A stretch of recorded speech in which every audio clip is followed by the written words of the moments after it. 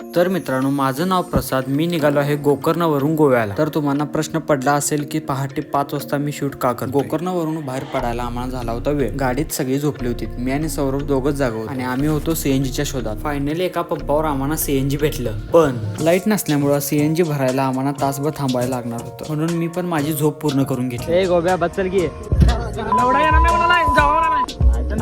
त्याला एक पण 100 रुपये दिला उड्याला. अचानकच आमचा प्लॅन ठरला की गोव्याला जायच्या आधी बटरफ्लाय बीचला जायचं.